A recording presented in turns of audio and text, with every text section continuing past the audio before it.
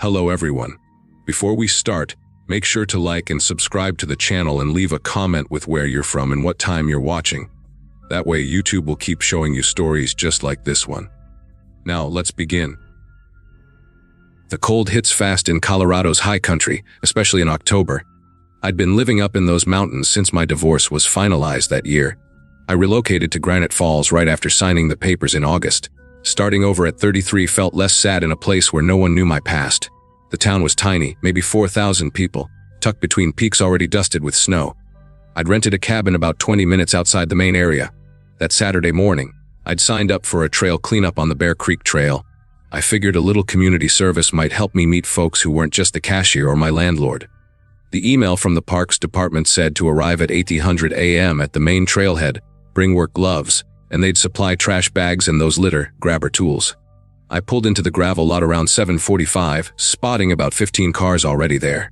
The volunteers were gathered in a loose circle near the information board. Most wore classic hiking gear, worn boots and flannel, sipping from thermoses. I recognized a few people: the woman who owned the bakery, a couple of guys from the hardware store, and an older gentleman who walked his German Shepherd past my cabin sometimes. They all seemed to know each other, chatting about school plays and the forecast for an early snowfall. I stood on the edge of the group, pulling on my gloves, trying to appear busy while feeling entirely like an outsider. That's when this man walked up to me, mid-40s, wearing a bright orange safety vest like a construction worker's, carrying a clipboard, and giving me a huge, welcoming grin that crinkled his eyes. "First time volunteering with us?" he asked. I nodded, grateful for the attention. He introduced himself as Nathan. He'd been organizing these cleanups for around 2 years, he said, passionate about preserving the beauty of the trails. He had a way of leaning in when he spoke, making you feel like your answer was the most fascinating thing he'd ever heard. He kept lightly touching my arm as he pointed out different sections on the map. Nathan explained we'd be broken into groups of 4 or 5, and he'd make sure to put me with some friendly people since I was a new face.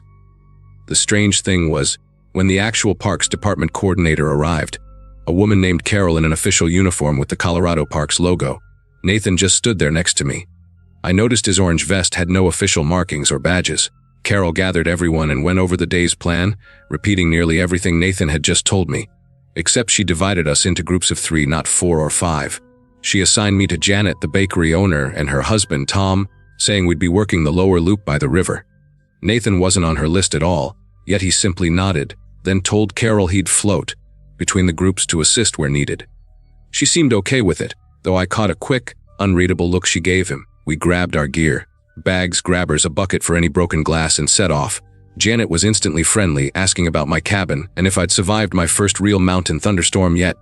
It was normal, small town chatter that actually started to make me feel settled in. About an hour in, we'd filled 2 trash bags with the usual debris: wrappers, water bottles, cigarette butts, even a broken camping chair.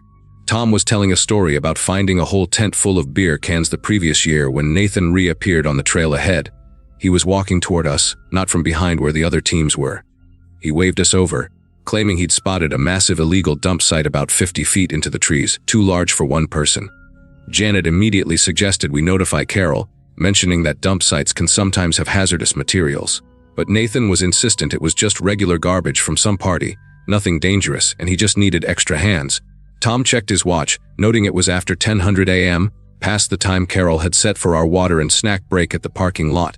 Nathan's face immediately brightened. "Hey, if you're heading back for break anyway, I can show you a shortcut," he said, looking directly at me, though he was speaking to all 3 of us. "There's an old service road that cuts straight back to the lot, saves you 15 minutes. I use it all the time for my own cleanup work." Janet started to object about sticking to the designated trails, but Nathan was already pointing left into the brush, explaining how the old road connected to the very back of the parking area, right by the portable restrooms. We could grab our snacks and be back before anyone noticed we'd taken an alternate route. His laser focus on me, completely ignoring Janet and Tom, sent a knot of anxiety into my chest. I dismissed it, telling myself I was just being paranoid from being alone too much lately. Tom actually seemed interested in the shortcut, asking if it was the road used to bring in equipment last spring. But Janet took her husband's arm, claiming her knee was bothering her and they needed to take the easier, marked path. Nathan's friendly facade flickered. A flash of irritation crossed his face before the big smile immediately returned. He turned his back on the couple and asked me if I wanted to see the shortcut, quickly, while they headed back the long way. Always good to know multiple routes, he said, already stepping toward the trees. Especially for someone new to the area. These trails can get confusing. I actually took a step toward him. Even now, writing this, I can't believe I almost followed a stranger into woods just because I didn't want to seem rude. But Janet spoke up, her voice suddenly sharp. She's with our group, Nathan. Carol assigned the teams for a reason. The edge in her voice made me freeze and really look at her. Her face was pleasant, but her eyes were onto Nathan with an intensity that made me realize how isolated we were. Far from the parking lot and the other groups, no one but Janet and Tom knew where I was. Nathan gave an easy, casual laugh that didn't quite match his clenched jaw. Sure, of course. Just trying to be helpful, sharing some local knowledge with a newcomer. We started walking back the way we came. Janet kept me positioned between her and Tom. Nathan trailed behind us for a while before veering off, claiming he was going to check on another team. Janet maintained a steady stream of chatter about her bakery and the Saturday farmers market, all normal stuff. But her hand stayed on my arm the entire way back, a gentle but firm grip, making sure I stayed with them. When we reached the parking area, most of the other groups were already there. Carol was handing out water and granola bars. I walked over to thank Jeanette, and she pulled me aside, glancing around to ensure privacy. In a low, careful voice, she asked if Nathan had approached me before today, if I'd seen him around town, or if he'd been to my cabin. The question sent a visceral coldness through me. I told her no, I'd never seen him before this morning, and asked what was wrong. After exchanging a brief, wordless look with Tom, Janet explained. Nathan had been showing up to these cleanup events for about 6 months, always with an excuse but never officially registered. 3 times now, young women volunteers had reported him making them uncomfortable, trying to separate them from their group, or offering to show them private shortcuts. Because he'd never actually committed a reportable offense, they couldn't ban him from public trails. I scanned the parking area, but Nathan was nowhere in sight. When I asked Janet, the worry in her eyes deepened. She quickly got Carol and explained that Nathan had tried to lure me onto a shortcut and was now gone. Carol's face tightened. She immediately did a head count, checking her clipboard against the people present, asking each team if everyone was accounted for. That's when they realized Melissa was missing. A woman from Fort Collins, probably 25, auburn hair, wearing a Colorado State University sweatshirt. Her team leader said she'd left 40 minutes ago to use the portable toilet near the parking lot, and they'd assumed she'd gone straight to the break area. Carol immediately called Melissa's phone. We could all hear a cheerful pop song ringing from the woods behind the restrooms, exactly where Nathan had said his shortcut ended. Tom and 2 other men sprinted over to check. Carol called 911. They found the phone about 30 feet into the trees, lying in the dirt next to a dropped water bottle and 1 work glove. The screen was cracked but on. When Carol picked it up with a tissue, we could all see the text message typed but never sent. He's not part of the team. The timestamp showed she'd started typing at 28 minutes earlier. The police arrived quickly. Within the hour, they had dogs searching the woods. But Melissa and Nathan were both gone, vanished without a trace, except for that phone and that unsent warning she'd tried to get out before Nathan had stopped her. The search lasted 3 days. They found Nathan's orange vest snagged on a branch near the river crossing 2 miles from the trail and Melissa's other glove further downstream, but nothing else. Police located Nathan's truck 5 miles away at a different trailhead that connected to the main system via those old service roads he'd mentioned. Inside, they found trail maps with handwritten notes about quiet spots and low traffic times. They also found a notebook with descriptions of women from past cleanup events, hair color, age, whether they'd come alone, what car they drove. My description was in there from that morning: new, divorced, cabin off Forest Road 7, white Subaru, isolated. The FBI got involved, linking Nathan to similar disappearances in Wyoming and Montana. Always at volunteer trail events, always targeting women new to the area, always vanishing. They never found Melissa. Her parents stayed for 2 weeks before going home with unanswered questions. The working theory was that Nathan had a remote backcountry hideout, an old mining shack or cave system, somewhere he could disappear until the search cooled off. The vastness of the mountains, known well by someone like him, meant he could hide indefinitely. What terrifies me most is thinking about those 40 minutes. Melissa must have encountered Nathan near the restrooms, maybe recognizing his official-looking vest, and followed him just far enough into the trees for him to drop the friendly volunteer act, just like I almost did. Except I had Janet looking out for me, and Melissa didn't. I moved out of Granite Falls 2 months later.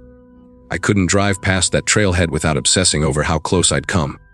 I couldn't look at the mountains without imagining Nathan up there, watching, waiting for things to blow over so he could return with a different name, a different vest, and the same inviting smile. Janet helped me pack. On my last day, she shared something that still gives me nightmares.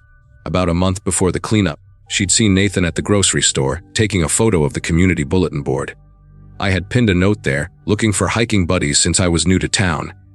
At the time, she'd thought nothing of it. Now she wonders if that's how he knew to target me, if he'd been planning it for weeks, gathering details about where I lived and how isolated I was. The FBI agent I spoke with before leaving said they've linked Nathan to at least 7 disappearances across 3 states over 4 years.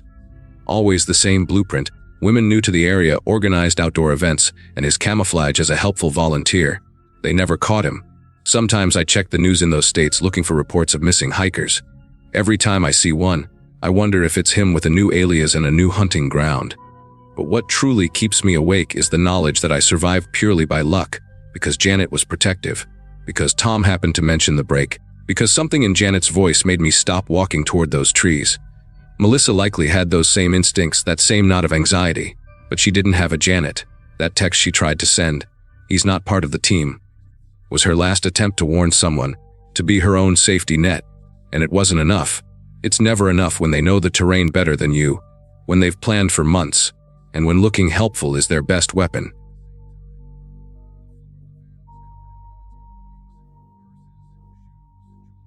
October in our town meant one thing: the annual fall fair. Everyone pretended it was amazing, but I knew every worn detail.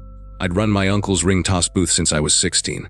Now at 23, I was intimately familiar with every vendor, every security guard, and every muddy patch of that field. That Saturday started typically. I was hauling giant stuffed animals from my uncle's van while the morning fog still clung to the grass. The Ferris wheel groaned its familiar protest as the crew tested it, and the cloying smell of funnel cake was already thick in the air, though we wouldn't open for hours. I joked with Beverly, who ran the cotton candy stand next door, about seeing the same parade of regulars. The Brennans in their matching plaid, Old Harold at the beer garden, and the groups of too cool for school teenagers. The crowd thickened by 2 in the afternoon. That's when she first caught my eye. Nothing was wrong, she was just helping a little kid who dropped his corn dog in the dirt. She looked about 17, wearing one of those baggy modern hoodies, a purple one with the local high school mascot. She bought the crying kid a replacement with her own money. I thought that was a genuinely decent thing to do. About an hour later, I spotted her again near the Gravitron, laughing with friends, all of them filming each other struggling to eat caramel apples. Just normal teenage antics you see every year. But once I'd noticed her, I kept seeing her across the fairground. Not in a strange way, just a persistent visual in the crowd. Around 5:30 p.m., as the sun dipped and cast an amber glow over everything, I saw her again, but this time she was alone. She stood between the corn maze entrance and the food trucks, focused intensely on her phone, her face scrunched up as if in distress. That's when I saw him. A guy in a baseball cap, pulled low, in a plain gray jacket. Nothing distinguished him except his stance. He was by the churro stand, maybe 20 feet away, holding a cup of something, but never taking a sip. When she moved toward the lemonade truck, he moved, maintaining the exact same buffer zone. When she joined the queue, he suddenly became fascinated by the prize wall at the basketball game next door. His movements weren't casual, they were deliberate and calibrated, like he was executing a strategy. I had a rush of customers then, so I focused on the game. But between customers, I kept looking. Every time he was there, the same distance, always feigning interest in something nearby. She shifted to the kettle corn stand. He was studying the BBQ menu. She walked toward the portable restrooms. He needed to use the trash can right beside them. The girl kept tapping quickly on her phone and looking around, her body language shifting. Shoulders hunched, walking faster, clearly anxious. I desperately wanted to intervene, but what could I say? Hey, that man might be following you. What if he was just an average guy waiting for someone? You always think you'll be a hero until you're actually paralyzed by the moment. Then, my gut twisted. She ducked behind the funnel cake truck, pressing herself against its rear panel, peering around the corner. The man in the cap stopped too. He was standing by the ring toss across from my booth, still holding that cup he hadn't drunk from in 20 minutes. He methodically scanned the crowd. When he didn't see her, he walked the perimeter of the food area, passing right by her hiding spot. She waited until he was on the opposite side, then darted out, heading for the back edge of the fairgrounds where the exhibitor and employee parking was. Here's the terrifying part: the second she moved, he turned around, as if he'd anticipated her exact move. He didn't run or even speed walk. He followed at the same steady, confident pace, like someone who knew he had time. I finally snapped out of it and yelled for Larry, our 70-something security guard who typically hung out by the beer tent. I told him a guy was acting weird, following a teenager. Larry said he'd check it out, but first had to deal with a fight at the pig races. By the time I looked back, the girl was near the far corner of the fairgrounds. The man was accelerating, closing the gap. She was practically jogging. Her purple hoodie was an easy beacon in the shadows between the trailers and trucks. The last clear view I had was of her weaving between two livestock trailers and him following about 30 seconds later. Then, the chaos of the lot and the fading light swallowed them both. I waited, watching that spot, convincing myself she'd found her parents' car. She never came back. 10 minutes later, my anxiety boiled over. I had Beverly watch my booth and headed to the parking area myself.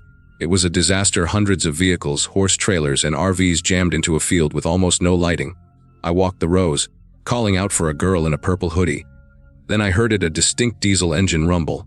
Through the maze of vehicles, I caught a glimpse of a black pickup truck inching between the rows without its headlights on.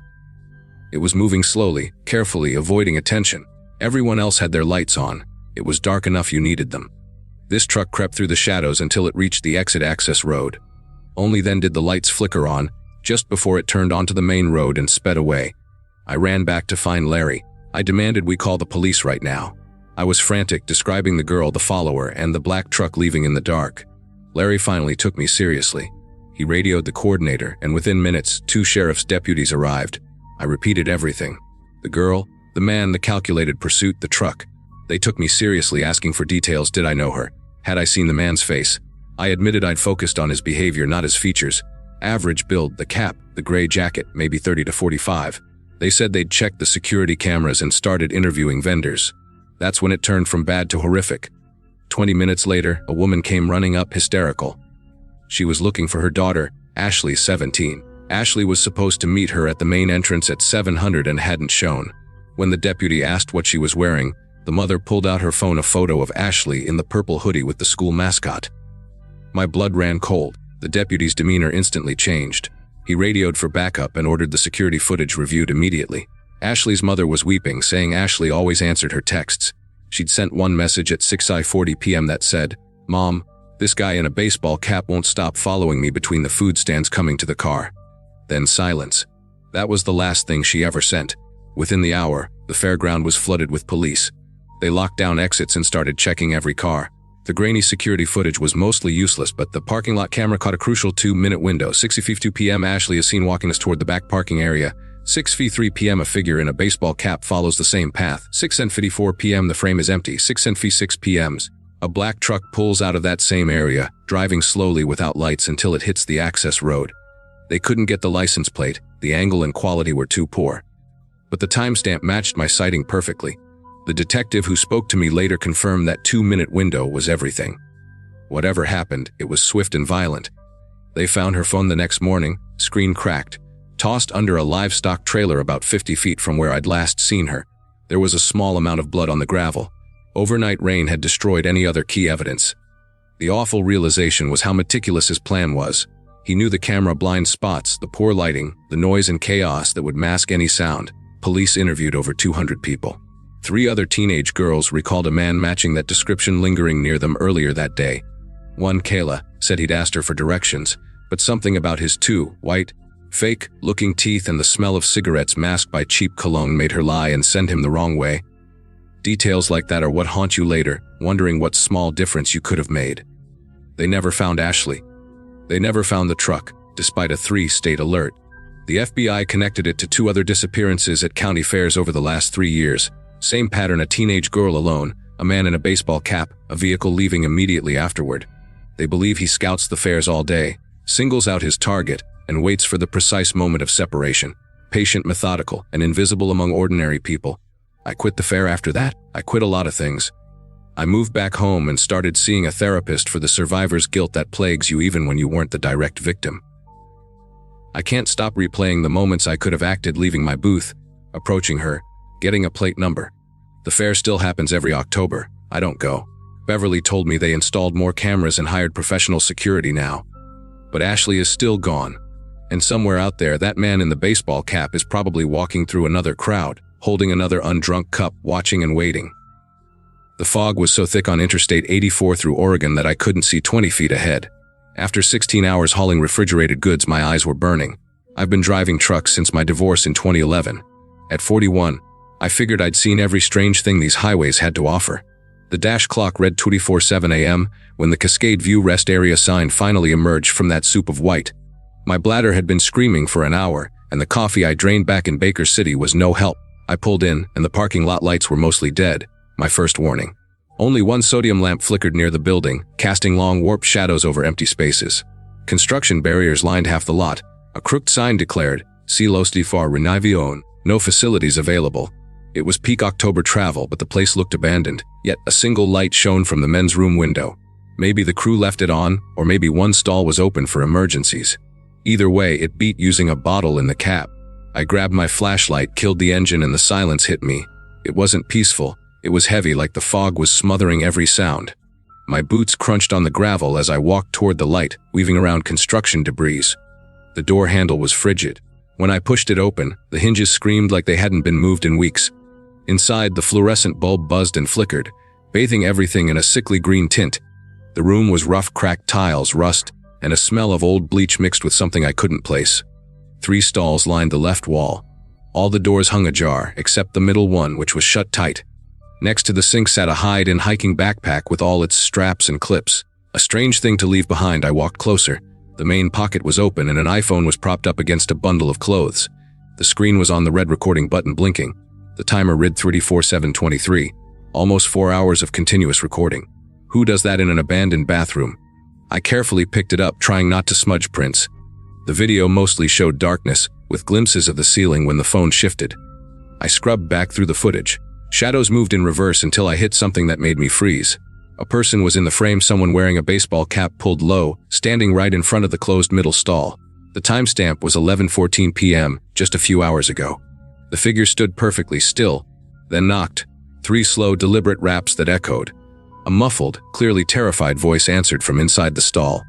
The person in the cap tilted their head, listening, then reached into their jacket. They pulled out what looked like a long, thin piece of metal, maybe a straightened coat hanger. They slid it through the crack between the door and the frame, manipulating it with practiced ease. The whole time, the person inside was pleading, their voice getting more desperate. After 30 seconds of fumbling, there was a sharp click, and the stall door swung open from the outside. The video went shaky as if the person holding the phone, the victim, had started to panic. But in those final seconds, I saw the person in the cap step into the stall, reaching forward with both hands. The phone must have dropped then, because the screen instantly showed the interior of the backpack.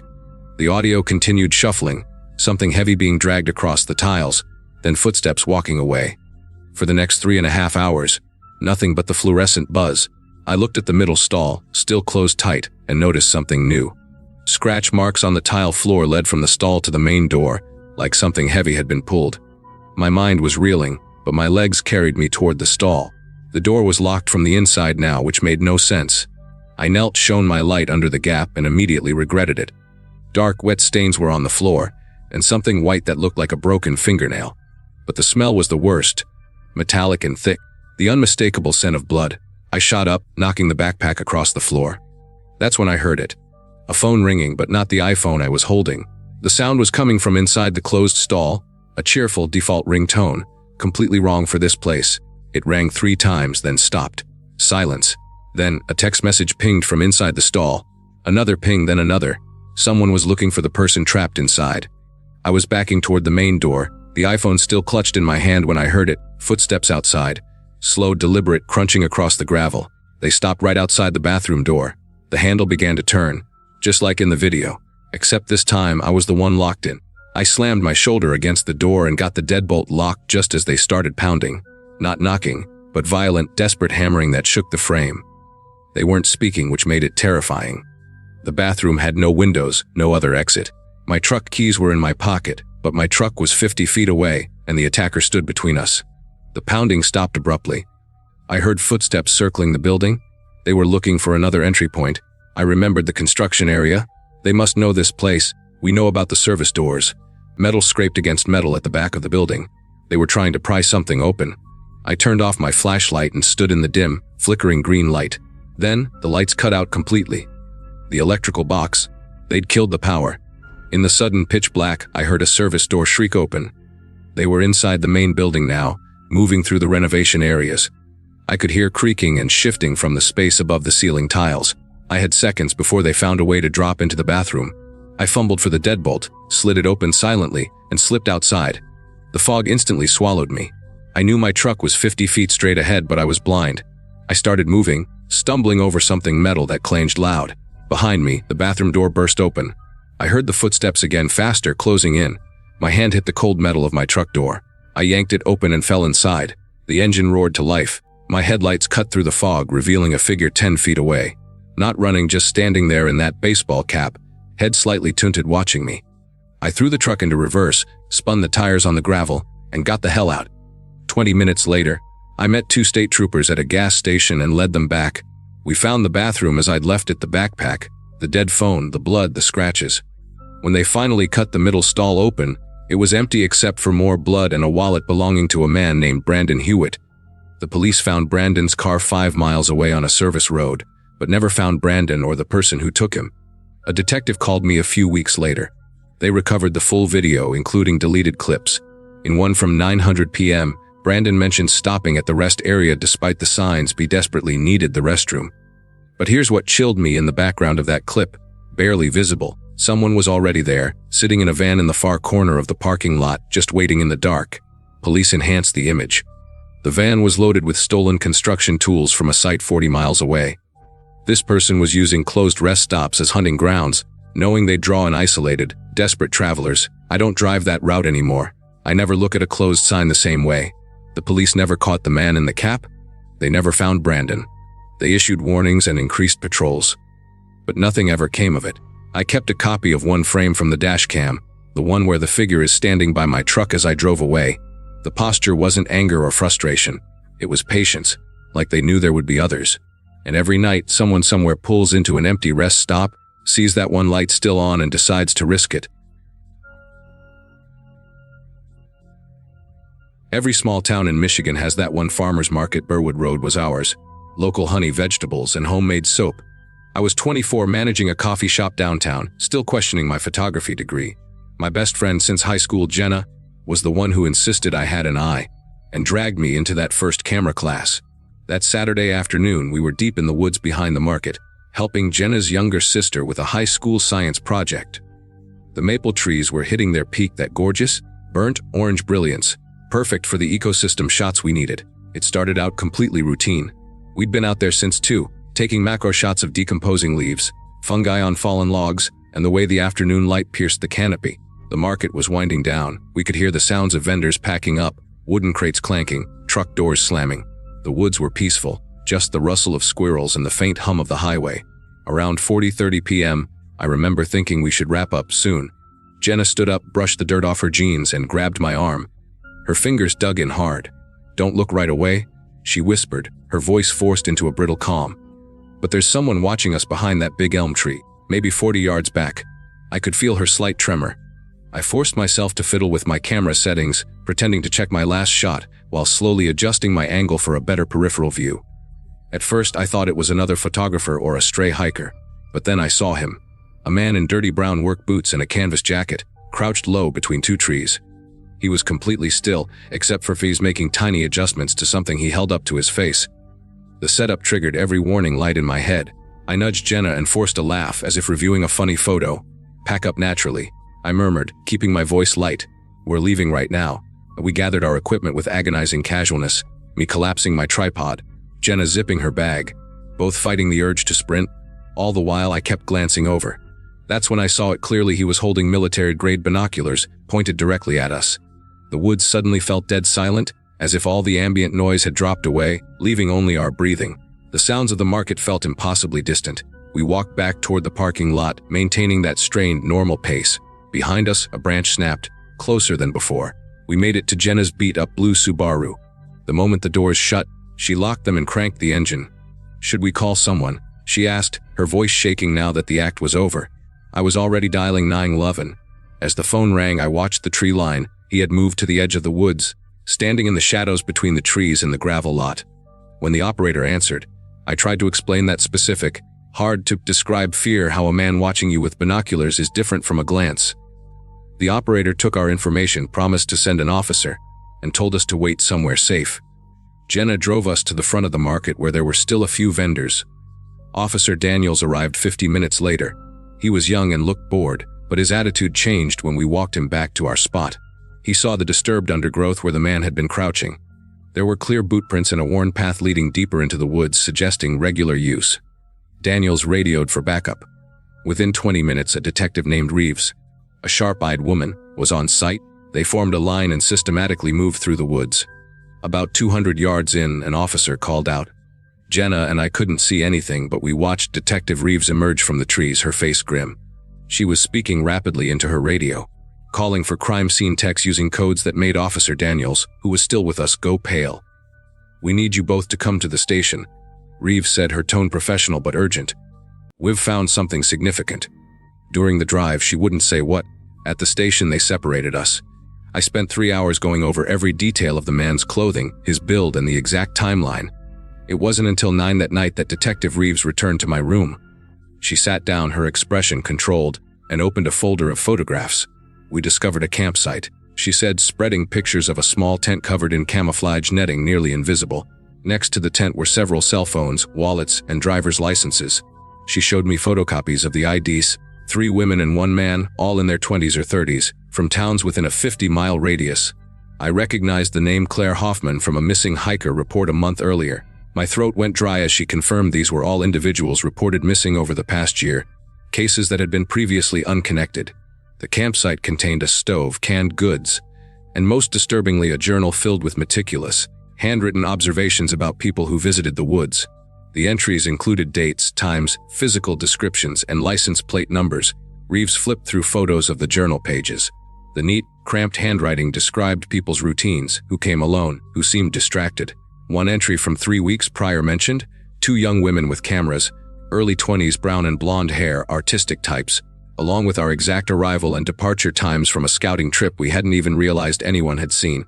The detective explained the man had been living out there for at least 6 months, maybe longer. The most chilling discovery was a plastic storage container buried near the tent. Inside were personal items taken from different people, a distinctive turquoise ring, a medical alert bracelet, and wallets with the cash removed, but all the cards and photos still inside. We stayed at the station until almost midnight. The massive search was already underway. They had his DNA from items at the camp and fingerprints from the journal, but the man himself had completely vanished. The theory was that he'd been close by, watching the entire police response unfold, and simply melted away into the miles of forest beyond the market. What haunts me most is the final detail Reeves shared from the journal, dated that very morning. He'd written about his plan to finally make contact with his next subjects, that he was tired of just watching, and that today was the right time to introduce himself properly. The search continued for 3 weeks with dogs, helicopters, and volunteers, but they never found him. The farmers' market shut down temporarily. When it reopened a month later, they'd cleared a 100-foot buffer zone and installed cameras and motion lights. Reeves called me 2 months later to confirm the items in the tent were linked to 4 active missing persons cases. But they still had no idea who the man was. No matches in any database. He was a ghost. 8 months later, they arrested a drifter 3 states away who vaguely matched our description. Jenna was convinced at first, but when we went to identify him, we both knew immediately it was wrong. The eyes were different. The real guy, the one from the woods, had this perfect stillness about him, like a patient spider. This wasn't him. The case went cold. Jenna moved away a year later, unable to drive past that market without feeling sick. I still live here. I still manage the coffee shop. I have never gone back to those woods. Sometimes, customers mention hiking back there, and I want to scream a warning, but I just smile and suggest other places. Better trails, better berries, better anything to keep them away from those trees where someone once sat, watching, writing, waiting for the perfect moment that, by sheer luck, never came for us. The November air was sharp, forcing me to pull my jacket tight. I checked my watch, 5:45 a.m. Duke, my golden retriever, was straining toward the park entrance. I've walked this same loop through Riverside Park for 6 years, ever since the divorce. Duke knew every tree and every squirrel hiding spot on the path. That morning was routine except for the car. A silver sedan was parked oddly by the eastern tree line, engine idling, headlights cutting through the pre-dawn gloom. It was wedged between 2 oak trees, clearly not a parking space. The white exhaust plumes drifted in the cold air. Duke wanted to investigate, but I tugged him away. I figured whoever was inside was just catching a few minutes of sleep or needed some privacy. The windows were completely fogged up from the inside, though the driver's seat looked occupied. 40 minutes later, after finishing our loop, the car hadn't moved. Still running, still glowing in the pale gray light that precedes sunrise. I headed home, figuring the driver would be leaving soon. I made breakfast, showered, and had my 2 cups of black coffee.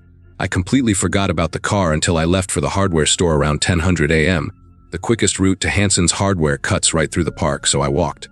The silver sedan was still there. Same spot, same position, but now the engine was off and the headlights were dead.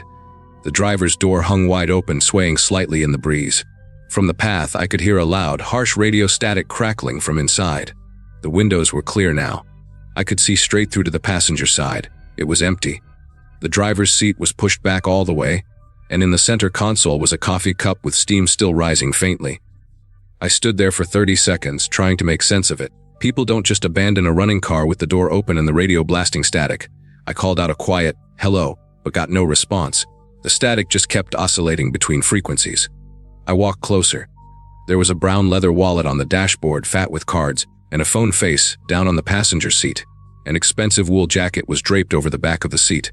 The coffee was still half full, barely lukewarm, maybe an hour or 2 old at most. There was no sign of a struggle, no blood, nothing broken. It was an abandoned car with all its owner's belongings left behind, as if they had vanished mid-sip. I called 911. 2 patrol cars showed up within 15 minutes. The officers ran the plates, found the phone was locked, and carefully bagged the wallet. A younger officer came over to interview me. I told him everything about my walk and how the car had been running for hours. His partner approached with an expression that tightened my chest. She told me the car belonged to Jason Whitmore, a 41-year-old insurance adjuster from Fairview Heights. His wife had reported him missing the previous evening. He was supposed to be out for a quick drive to clear his head. The timeline made no sense. The car had been running in that spot for over 12 hours. Why sit there all night only to disappear right before the park filled with foot traffic? They brought in a K9 unit around noon. A German Shettenlead Rex immediately picked up a scent from the driver's seat. The dog led his handler straight toward the tree line. About 30 yards in, Rex stopped at a fallen log and started whining. The handler called the sergeant over, and I heard an officer radio for additional units, mentioning unusual ground disturbance. They started cordoning off the area with yellow tape. I was told to leave but remain available. I walked home the long way, my mind reeling. The local news picked up the story. By evening, local man vanishes from park. His wife described him as a devoted father, predictable, and without any reason to disappear. 3 days later, Detective Angela Foster called me to the station. In a small, humming room, she pulled out a thick file of photos. She showed me the area where the dog stopped, drag marks in the dirt leading from the log deeper into the woods.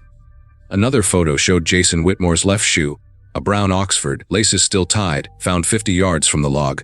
Foster asked again if I'd seen anyone else. I hadn't.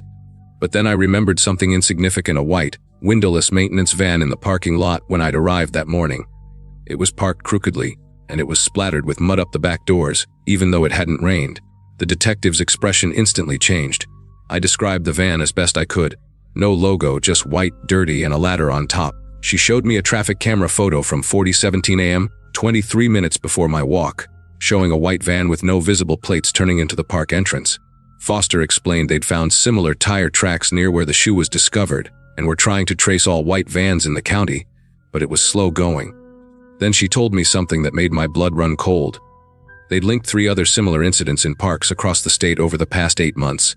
Same pattern: car found running or recently abandoned, personal items left behind, owner vanished. The victims had nothing in common: different ages, genders, and professions, their only link being alone in an isolated area during the early morning or late evening. They were treating it as a possible serial abduction case. Analysis of Jason's coffee cup found traces of an unusual compound, not a known street drug, but something that could cause disorientation and muscle weakness if inhaled in concentrated amounts. The theory was that someone had been waiting, watching, then introduced this substance into the vehicle's ventilation system while the victim sat there unaware. The investigation went on for weeks, but they never found Jason Whitmore or the white van. I stopped walking in the park, driving to a gym across town instead. Every time I see a white van without windows, my heart races.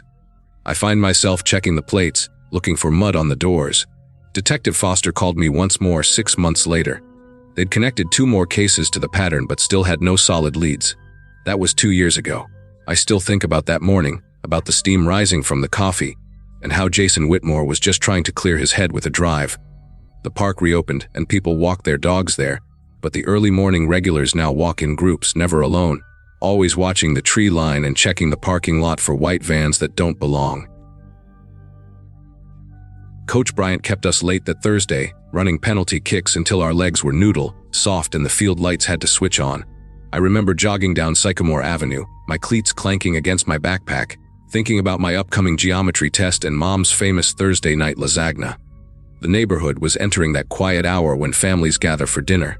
The smell of wood smoke from someone's fireplace mixed with the wet, fallen leaves. My 13th birthday was next month, and I was mentally rehearsing my argument for a new phone as I walked the usual 20-minute route home. Every house along Sycamore looked warm and lived in, porch lights glowing, except for the Brenner place. 3 stories of decaying wood and broken dreams. It had been empty since before we moved here 5 years ago. The faded real estate sign had been removed entirely. Now the house just sat there, making everyone walk a little faster when they passed it. That evening changed everything. As I hurried past the property, trying not to look at the overgrown hedge that had swallowed the front gate, I caught movement in the second-floor window facing the street. A person was standing there, about 3 feet back from the glass, completely motionless like they were watching something specific down below. The fading light hid details, but I made out a tall frame wearing a long dark coat, maybe navy or black. Their arms hung rigidly at their sides in this weirdly formal stance. My first thought was that a new owner had finally bought the place. So, I did the polite suburban kid thing and raised my hand in a friendly wave. The figure didn't acknowledge me, didn't shift their weight, didn't turn their head, just maintained that perfect stillness that made the hairs on my neck prickle. Friday's practice ended at the same time, and I felt a strange anxiety as I neared the Brenner house. I expected a dumpster, a contractor's truck, any sign of life, but the place looked exactly the same: dead grass, paint curling off the siding like old wounds, the mailbox door hanging broken. I slowed down, pretending to adjust my backpack while scanning the windows. The sun angle was different today. I could see the empty, water-stained rooms of the first floor. Then my eyes went up to that second-floor window, and there they were again. Same exact spot, same dark coat, same unnaturally rigid posture. This time I stopped dead on the sidewalk to look closer. I noticed the detail that made my throat constrict. The person's hands were perfectly aligned with the seams of their coat, like a soldier at attention, but their head was tilted at a subtle angle, suggesting they were looking directly at me. I stood there for 10 seconds that stretched into an eternity, locked in a bizarre staring contest with a featureless shadow, before my nerve broke and I practically ran the rest of the way home. My rational brain tried to argue it was a security guard or a bank inspector, but security guards move. They don't stand in the exact same spot at the exact same time 2 days in a row. That night at dinner, I kept almost mentioning the Brenner house, but I couldn't figure out how to explain it without sounding like a paranoid kid. I excused myself to do homework, but spent the time searching for the house online, finding only old listings and vague references to great potential. The weekend offered a reprieve. On Saturday, I made Mom drive down Sycamore Avenue instead of our usual route, claiming there was construction. As we passed the house, I pressed my face to the car window, trying to see the second floor, but the glare was too much. Mom kept chatting about groceries and future pool plans, never even glancing at the rotting structure. Monday arrived too fast. At practice, I watched the sun sink, trying to calculate whether I could snag a ride home. But when Coach blew the final whistle, I knew I had to go see if the pattern held. I walked the first 10 minutes with my teammate Oliver, but when he turned off, I was alone again. The Brenner house loomed. Before I even reached it, I noticed something new. The porch light was on. Not a weak, forgotten glow, but a strong, steady light that highlighted the house's decay. I slowed my pace, dreading the moment I had to look up. When I finally did, a wave of cold washed over me despite the sweat on my skin. The figure was there, but they weren't alone. There was a second person standing directly beside them, wearing an identical dark coat, maintaining the same perfect stillness, arms pressed to their sides. 2 of them now, both facing the street, both precisely 3 feet from the glass, their heads tilted at the exact same disturbing angle. I actually stumbled backward into the street, barely avoiding a minivan that honked and yelled at me. I couldn't look away from those windows. Even with the porch light on, I still couldn't make out their faces, just dark shapes like shadows had replaced their features. My mind frantically searched for an explanation: mannequins, cardboard cutouts, some weird display. But deep down I knew they were real. I could see the subtle, barely perceptible rise and fall of their chests. They were breathing, alive, waiting. I sprinted the rest of the way home, bursting through the front door so hard my mom dropped her coffee mug. She rushed over, asking if I was hurt. Panting, I finally managed to tell her everything, the daily apparition, and now the two figures frozen and watching. Mom's face went from confusion to something that looked like immediate alarm, almost recognition.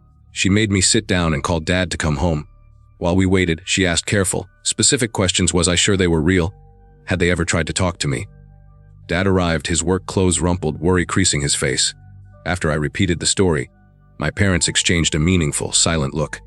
Dad announced we were taking a drive to the Brenner house right now. The sun had set. We pulled up across the street, the porch light still glowing. Dad told us to lock the doors and stay in the car while he walked up to the house. He knocked 3 times, waited, then knocked louder, no answer. He walked around the side, his phone flashlight cutting through the dark. When he returned 5 minutes later, his face was pale. He immediately called someone, speaking low and urgently about needing a patrol car at the Brenner house. He then got back in, locked the doors, something he never did, and told us the back door had been forced open. He'd seen sleeping bags, food wrappers, and bottles scattered across the living room floor. 2 squad cars arrived. We watched as 4 officers entered the house. After about 15 minutes, they emerged escorting 3 people, 2 men and a woman, all wearing those long dark coats. Their faces were gaunt and expressionless as they were guided into the patrol cars. The sergeant came over to talk to my parents. She explained that they were homeless squatters who had been living there. More disturbingly, they had been observing the neighborhood kids, timing their routines. The sergeant shared the detail that still chills me. They found notebooks filled with meticulous schedules of when kids passed by, their descriptions and notes on who walked alone. The squatters, who weren't talking much, seemed to be part of some group that believed watching children during these transition hours would reveal something important. They had been taking turns standing in that window for 2 weeks, maintaining their bizarre vigil. Mom pulled me close, trembling. I knew she was thinking the same thing. I had been walking past those watching eyes every single day, becoming part of their sick documentation. The police increased patrols, and the city finally boarded up the Brenner house properly. Mom drove me to and from practice for weeks afterward. I never found out what happened to those 3 people. The house was demolished the following spring, leaving an empty lot with wildflowers. But I still walk on the opposite side of the street when I pass by, unable to shake the memory of those dark silhouettes, arranged so precisely in the window, watching and waiting.